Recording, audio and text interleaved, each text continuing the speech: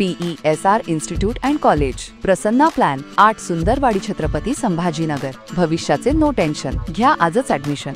PESR institute and college. जागतिक मूळव्याध दिन दरवर्षी 20 नोव्हेंबर रोजी साजरा केला जातो। मूळव्याध आजाराबद्दल जागरूकता निर्माण करणं गरजेचं आहे। या दिवशी जगभरात विविध कार्यक्रम शिबिर आयोजित केले जातात। मूळव्याधीच्या कारणांची, लक्षणांची आणि उपचारांची माहिती दिली जाते। मूळव्याध हा एक सामान्य आजार असून याबद्दल लोकांमध्ये जनजागृती करणे आणि लवकर निदान आणि उपचारांसाठी प्रोत्साहित करणे हा या दिवसाचा मुख्य उद्देश आहे। गुरुकृपा रुग्णालय मुकुंदवाडी येथे गुरुवारी तारीख 20 पासून 26 तारखेपर्यंत मूळव्याध शिबिराचं आयोजन करण्यात आलं आहे। रुग्णांची मोफत तपासणी करून त्यांना योग्य मार्गदर्शन यावेळी करण्यात येईल। मूळव्याधीच्या लक्षणांमध्ये वेदना आणि खाज, गुदद्वाराभोवती खाज, जळजळ किंवा वेदना होणे ही सर्वात सामान्य लक्षणे आहेत। शौचाच्या वेळी किंवा टॉयलेट पेपरवर चमकदार लाल रंगाचे रक्त दिसू शकते। गाठी, गुदद्वाराच्या आत किंवा बाहेर सुजलेल्या गाठी किंवा सूज जाणवू शकते। अस्वस्थता, बसताना किंवा मलविसर्जन करताना वेदना किंवा अस्वस्थता जाणवते। गळती, काही प्रकरणांमध्ये मल किंवा इतर पदार्थ गळती होऊ शकतात। प्रतिक्रिया, गुरुकृपा रुग्णालय मुकुंदवाडी।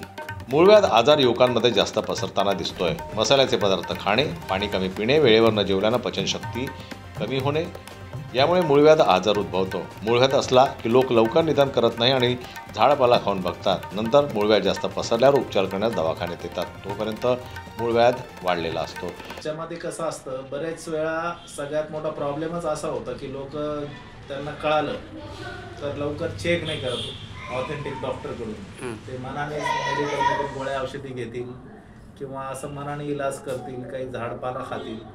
पण जर व्यवस्थित आपल्याला आजारच कळाला नाही, निदान योग्य झालं तरच इलाज चांगला होईल।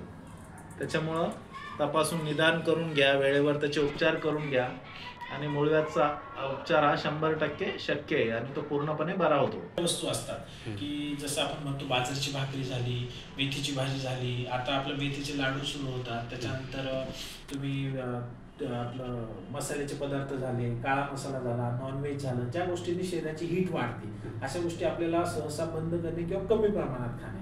आणि खाल्लं गेलं जरी, ह्या सगळ्या गोष्टी खाण्यासाठीच बनल्या, जरी खाल्लं गेलं तरी आपण मग फायबर डाएट, त्याच्यानंतर आपण तूप भरपूर घेऊ शकतो, ताक घेऊ शकतो, म्हणजे पूर्ण पोट भरणं जेवण करता थोडंसं भूक बाकी ठेवून मग आपण ते खाऊ शकतो। म्हणजे जे पचनाला जड आहेत त्या गोष्टी पूर्ण पोटभर नाही खायला पाहिजे। आता पुरणपोळी ही गोष्ट खाण्यासाठीच बनली आहे। पुरणपोळी भरपूर तूप टाकल्यानंतर ते पचण्यासाठी हलकं होतं। मग ते तूप टाकून खाल्ल्यानंतर तो तुम्हाला जो असं कोरडी पुरणपोळी खाण्यापेक्षा तूप टाकून खाल्ल्यानंतर त्रास जो व्हायचा तो बऱ्यापैकी कमी होतो, त्याचं पचन व्यवस्थित होतं। म्हणजे एक साध्या गोष्टी आहेत। वॉकिंग करणे, थोडाफार एक्सरसाइज असणे, ह्या सगळ्या गोष्टी त्याच्यासाठी महत्त्वाच्या आहेत। रुग्णांना त्रास सहन होत नाही, योग्य वेळी उपचार केला नाही तर मूळव्याधाचे ऑपरेशन करावे लागते। हे टाळण्यासाठी लोकांमध्ये जागरूकता असणे अत्यंत आवश्यक आहे। प्रतिक्रिया, सुश्रुत मूळव्याध बगंदर स्पेशालिटी हॉस्पिटल।